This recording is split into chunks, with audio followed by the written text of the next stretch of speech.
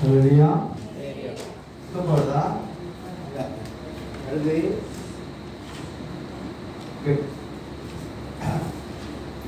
நல்ல ஆசீர்வதிக்கப்பட்ட இந்த பொருத்தத்தின் பாடி கொண்டாடும்படியாக ஆனாலே கலந்து கொண்ட ஒவ்வொரு பிள்ளைகள் மறுபடியும் உங்களை வாழ்த்துகிறேன், உங்களை ஆசீர்வதிக்கிறேன். சர்வாக உங்களோடு கூட இருப்பாராக. ரெண்டு நண்பர்கள் காற்றமா நடந்து போனாங்க. ரெண்டு நண்பர்கள், ஒருவர் சொன்னாராம், கடவுளே இல்லை, கடவுளே இல்லை. இன்னொரு சொன்னாரா, கடவுள் இருக்கிறார், கடவுள். அப்போ சொல்லலாம், கடவுள் இருக்கிறார்னா எனக்கு நிரூபிச்சுக்காமி, எனக்கு நிரூபிச்சுக்காமி நான் அதை நம்புறேன். அப்படியா? ரெண்டு பேரும் பிளான் போட்டாங்க. ஒரு நாள் நினைச்சாங்க, ஒரு பிரியாணி பொருளை வாங்கி கொண்டு காட்டுக்குள்ள போயிட்டாங்க. காட்டுல ஆறு இல்லாத இடத்துல போயிட்டாங்க. கடவுள் இருப்பார் என்றால் இந்த பிரியாணியை நான் தொடாமலே நான் தொடாமலே ரெண்டு பேரும் போனாங்க.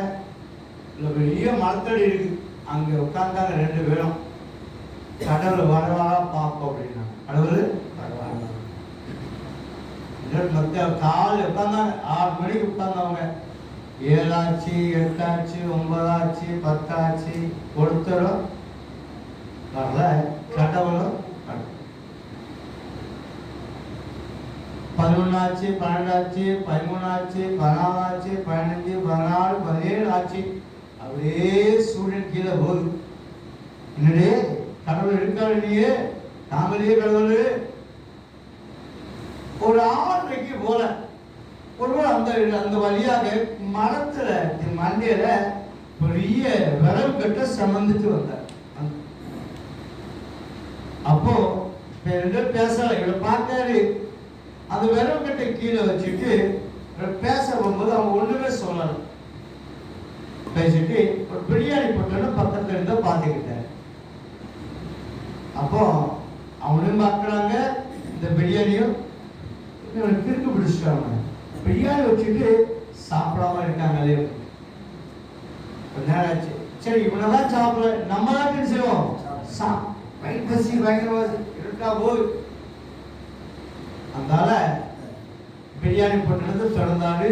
வாசம் கப்புன்னு அடிக்க, அவனுக்கு வயிறு பசி. திறந்து சாப்பிட போனாரு. ஒரு சந்தேகம் வந்துச்சு, மருந்து வச்சிருப்பாங்களோ, மருந்து வச்சிருப்பாங்களோ என்று சொல்லி முதல்ல அவனுக்கு ஊட்டிடுவோம் அப்படின்னா, முதல்ல அவனுக்கு ஊட்டிடுவோம். பிரியாணி எடுத்தாரு, பிரசஞ்சாரு, அப்படியே ஊட்ட ஆரம்பிச்சு அவனும் சாப்பிட ஆரம்பிச்சான். பக்கத்துல சொன்னா, பத்தியா கடவுள் இருக்காங்களா? கடவுள் இப்போ இந்த உலகத்துல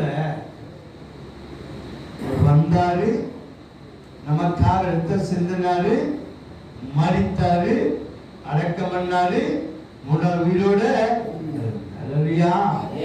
உயிரோடு இருக்கிற ஆண்டவரை ஆராதிக்க வந்துடும். கடவுளை தட்டி ஆண்டவருக்கு நன்றி சொல்லுவோம். மரித்த தேவனை ஆராதிக்க வரலாம். உயிரோடு இருக்கிறது அவர் நேற்றம் என்று மாறாத ஆண்டவராக இருக்கிறாரா? அவர் இருக்கிறவராகவே என்ன செய்கிறாரா? ஆராதிக்க தம்முடைய சாயாக நம்மளை சிருஷ்டித்த ஆண்டவர், தம்முடைய வார்த்தையில சகலத்தை உண்டாக்கின ஆண்டவர், உங்க மேல ஏமல இவ்வளவா அன்பு வச்சாராம். நம் ஜீவனே நமக்காக அவர் இன்னும் ஜீவிக்கிற ஆண்டவர், இன்னும் நமத்துல வாசம் பண்ணுகிறார். அவர் உயிர் தந்த போது என்ன செய்கிறாரா? மற்றவங்களுக்கு வெளிப்படுத்தி காண்பித்தாராம். வெளிப்படுத்தி காண்பித்தார், அநேகருக்கு வெளிப்படுத்தி காண்பித்தார். வாசிங்க மத்திய சுவிசேஷத்துல 28ஆம் அதிகாரம்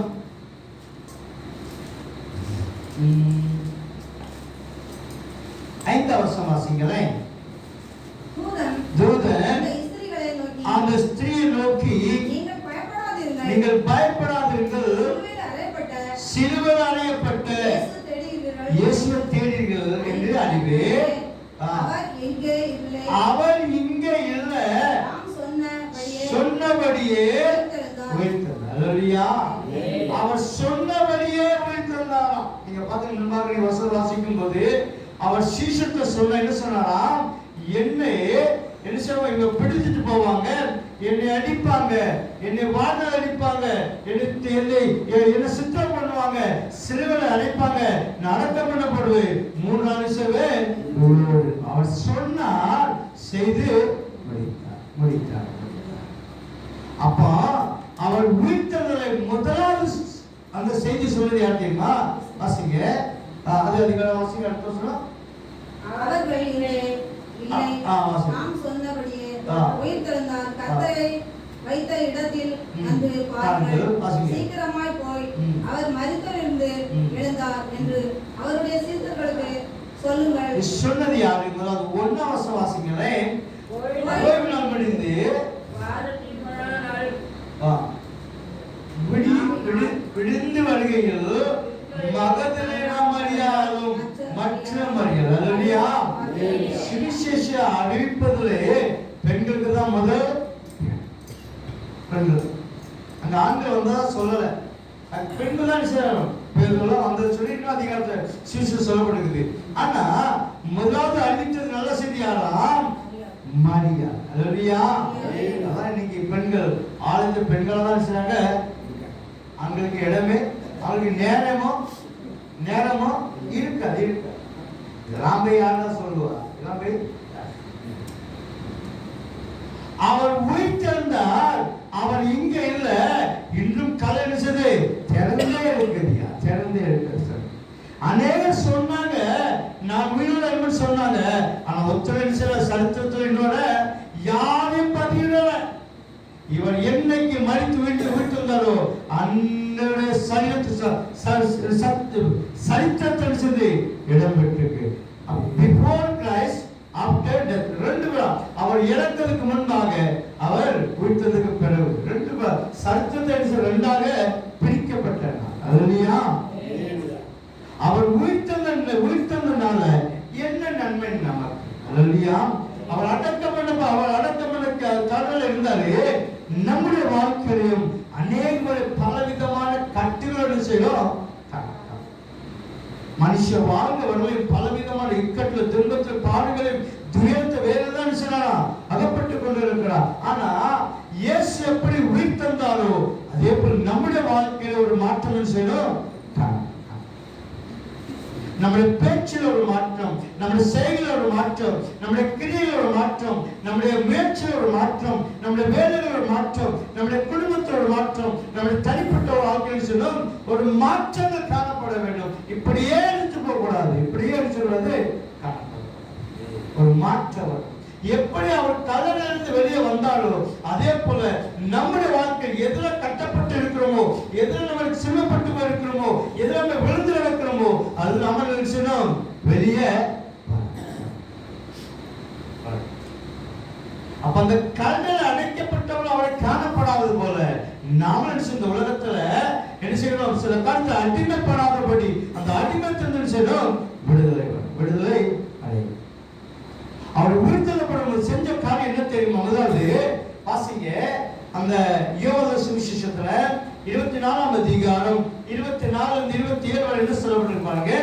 யோவான் சுவிசேஷம் 24ஆம் அதிகாரம் 24 27 வரை.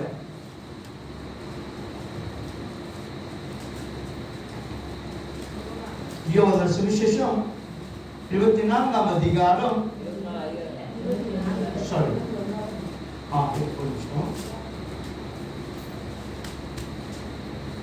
யோவான் சுவிசேஷத்துல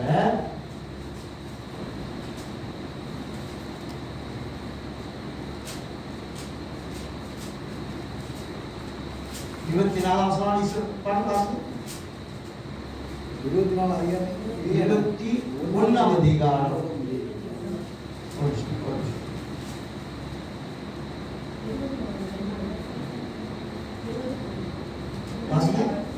உடனே அவள் ஓடி சீமோன் பேதுருவினிடத்தில் இயேசுவுக்கு அன்பாய் இருந்த மற்ற சீசரிடத்தில் போய் கர்த்தரை கல்லறையில் இருந்து எடுத்துக்கொண்டு போய்விட்டார்கள், அவரை வைத்த இடம் எங்களுக்கு தெரியவில்லை என்றார்கள். ஒரு நிமிஷம். யோவான் சுவிசேஷத்துல ஒரு 7 நிமிஷம்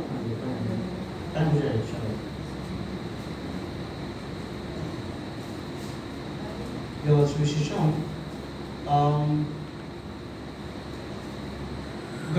யோவான் 20ஆம் அதிகாரத்தை 25ஆம் வசனம் வாசிங்களேன். வாசிங்க வாசிங்க வாசிங்க.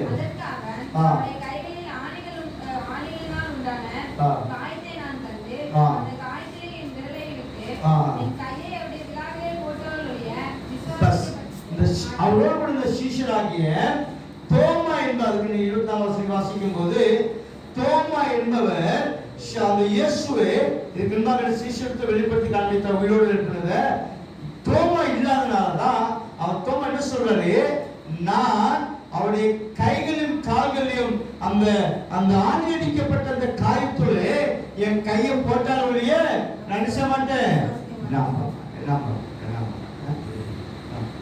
தானே பார்த்தாதான் சொல்ல முடியும், விசுவாசிக்க பார்த்தாதான் விசுவாசிக்க முடியும்.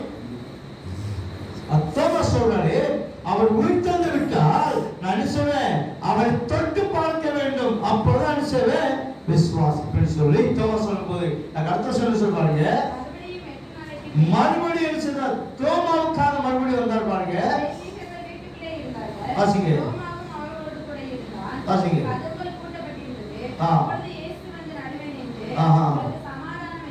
வாசிங்க.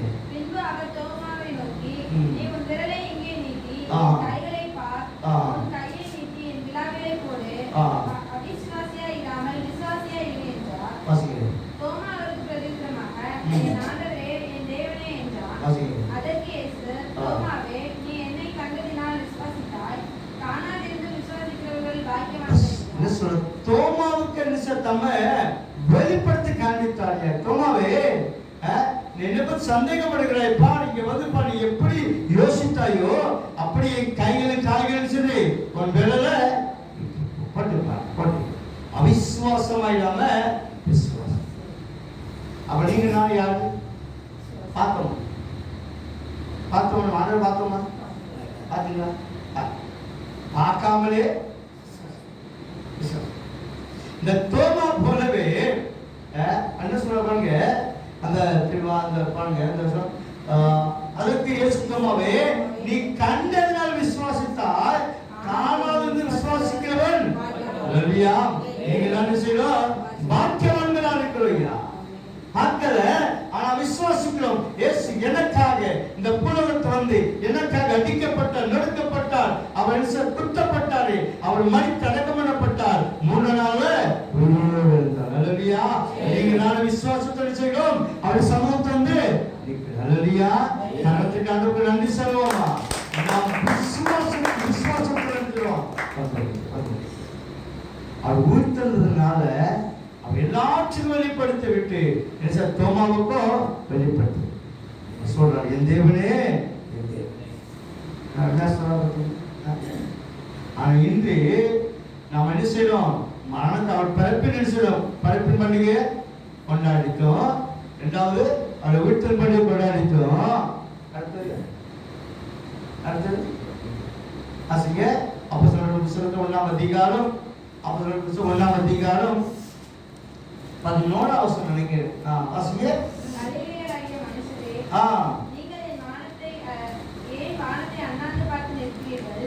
உங்களிடத்திலிருந்து வானத்துக்கு எடுத்துக்கொள்ளப்பட்ட இந்த இயேசுவானவர் எப்படி உங்கள் கண்களுக்கு முன்பாக வானத்துக்கு எழுந்தருளி போனாரோ அப்படியே மறுபடியும் வருவார் என்றார். அப்ப அவர் எழுத உயிர்த்தெழுந்து விட்டாரு. உயிர்த்தெழுந்த என்ன நடக்கும், மறுபடியும் எதுக்கு வருவாரு, திருப்பி பிறந்த திருப்பி கிறிஸ்துமஸ் கொண்டாடுறீங்க.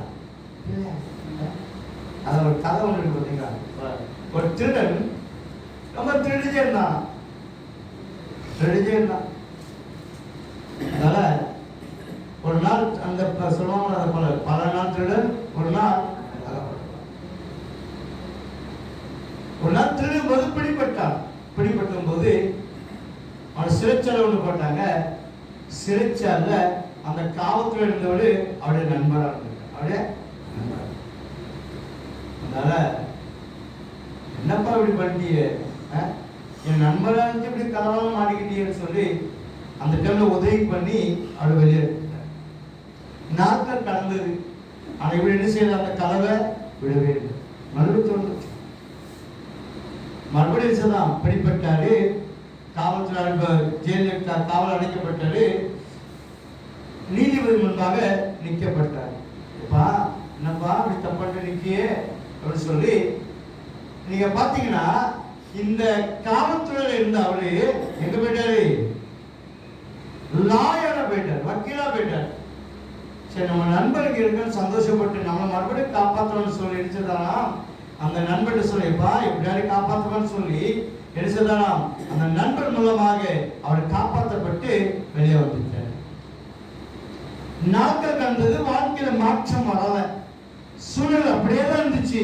அவர் தொழில் அதே மாதிரிதான் களவு தொழில் சொன்னாரா பண்ணிட்டு இருந்தாரா. களவு செஞ்சவர் கொலையே செய்ய ஆரம்பிச்சார். காவல்துறை பிடிக்கப்பட்டு காவல்துறை நிக்க வச்சாங்க. காவல்துறை அந்த நியாயாதிபதி முன்பாக நிக்க வச்சாங்களாம். இவர் நியாயாதிபதி பார்க்கும்போது ஆச்சரியப்பட்டார். என்னன்னா அந்த நியாயாதிபதியா இருந்தவர் இவருடைய நண்பர். அதை காவல்துறை இருந்தாரு, வக்கீலா இருந்தாரு, இப்ப எங்க போயிட்டாரு, நீதிபதியா போயிட்டாரு. இந்த நினைச்சான அந்த நண்பன், சரி நம்ம நண்பராச்சே எப்படியாவது நம்மளை காப்பாற்றணும்னு சொல்லி நினைச்சுதான் யோசித்துக் கொண்டு இருக்கும் போது அந்த நண்பர் சொன்னாரா, என் நண்பன் நீ எந்த மாற்றம் இல்லை, அவனுக்கு உதவி செய்வேன். காவல்துறை காவலா இருக்கும்போது அவனுக்கு உதவி செய்தேன், வக்கீலா இருக்கும்போது உதவி செய்தேன். ஆனா நான் இப்ப இருப்பது நீதிபதியா. ஆகையால் நான் என் வேலையை செஞ்சான்னு சொல்லி அவனுக்கு தண்டனை கொடுத்தான். அப்போ உங்களை என்ன ரட்சிக்கும்படியாக அவர் பாலகனாக இந்த உலகத்துல வந்தாரு. அதாவது மத்திய 1 அதிகாரம் 21 சொல்லப்பட்ட பாவி ரட்சிக்கும்படியாக, சாரி அந்த 1 அதிகாரம் 1 வாசிங்க.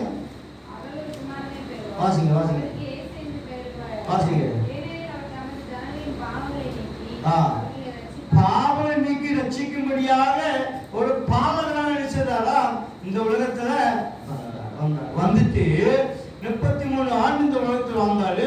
3 வருஷம் ஊழி செஞ்சாரு. 3 வருஷத்துல நம்முடைய பாவங்களை சுமந்து தீர்க்கும்படியாக தேவாட்டு குட்டியாக அந்த சிறுவில் நினைச்சதாராம் ஆணிடிக்கப்பட்டு தொங்க விடப்பட்டு மரித்து அடக்கம் அடைந்தார். 3 நாள் உயிர்த்திருந்தாங்க. அப்ப சொன்ன அதிகாரத்தை வாசிக்க முடியுங்களா? உயிர்த்திருந்த ஆண்டவரை ஜனங்கள் பார்க்கிறாங்க. என்ன பார்க்கறாங்கன்னா வானத்துக்கு அண்ணாந்து பார்க்கறாங்க. தூதர் சொல்றாரு, என்னப்பா வானத்தை அண்ணாந்து பார்க்கறீங்க? உங்களுக்கு எடுத்துக்கொள்ளப்பட்ட ஆண்டவர் எப்படி போனாரோ அப்படியே மறுபடியும் அந்த உயிர்த்தெழுதல் பண்டிகை கொண்டாடுகிற நேரத்துல திருச்சு பிள்ளைகளாக ஒன்று மாத்திரம் சொல்ல விரும்புகிறேன். அவர் பாவி ரட்சிக்கும்படியா உலகத்தில் வந்தார், பாவியை ரட்சித்தாரு. ஏன்னா நம்ம அந்த பாவத்தை தண்டனையாக பாவத்தை தண்டனை அனுபவிக்க வேண்டிய நாம நம்முடைய தண்டனையை அவர் சுமந்து கொண்டு அவர் மரித்தெரிச்சதாம் அடக்கம் பண்ணப்பட்டு உயிரோடு எழுந்த ஆண்டவர் அவர் மறுபடியும் எதுக்கு வருகிறாரா? நியாயத்திற்கு வருகிறார். அல்லேலூயா. நியாயத்திற்கும்படியாக வருகிறார். நமக்காக பணிந்து பேசிக்க ஆண்டவர் போட போதில்லை. நம்முடைய பாவத்தை இனி நாம் பாவத்துக்குள் இல்லாதபடி இன்னும் பாவத்து சாப்பிட்டு விருப்பம் என்றால் அவர் நியாயாதிபதியாக வருவார். நம்முடைய நியாயத்திற்கு அவர் நினைச்சிருக்கிறார் ஆயத்தமாக. அல்லேலூயா. உயிர்த்தெழுதல் பண்டிகை கொண்டாடுகிற நாம அந்த உயிர்த்தெழுந்த ஆண்டவர் ஒரு நாள் மறுதலிக்காதபடி ஒரு நாள் பின்வாங்காதபடி அந்த உயிர்த்தெழுந்த ஆண்டவர் நம்முடைய வாழ்க்கையில வந்து நாம் இந்த உலகத்துல பாவத்து சாப்பிட்டு அப்புறம் வந்து உயிர்ப்பிக்கணும் செய்யணுமா? அப்போ சொல்ல 1 புத்தகத்துல ஒரு வாசிங்க. 1 புத்தகம் 15 அதிகாரம் 11 வாசிங்களேன். அப்போ சொல்ல பவுல் குழந்தை பேசும்போது 1 Corinthians 15 அதிகாரம் 11 வாசிங்க. ஆகையால் நானாகிலும்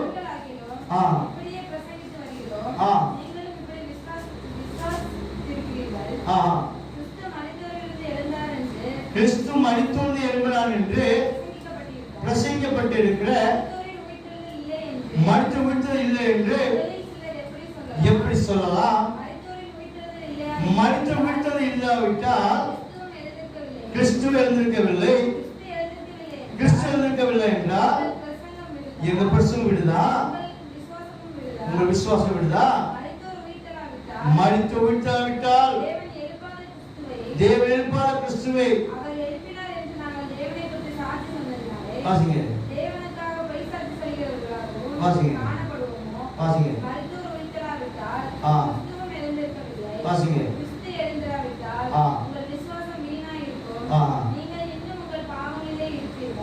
என்ன சொல்ல பாருங்க, அவர் உயிர்த்ததுனால நீங்க நான் செய்தோம் ரட்சிக்கப்படும். அவர் உயிர்த்தலா விட்டால் நீங்க நான் என்ன செய்யறாங்க, நம்ம பாவத்திலையும் சாபத்திலையும் அக்கிரமத்திலையும் செய்தோம்.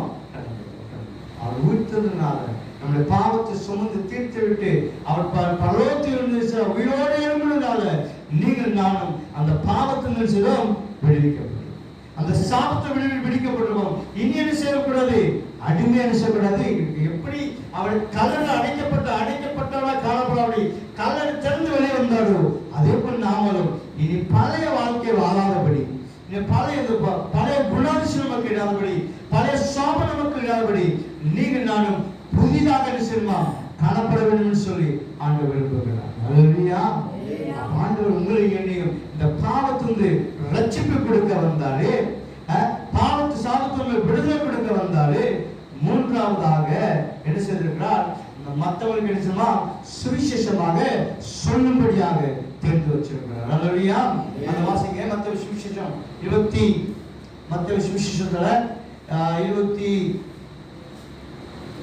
அதிகாரம் 19-20 வாசிங்க. ஆகையால் நீங்கள் புறப்பட்டு போய் சகல ஜாதி சீஷராக்கி வாசிங்க வாசிங்க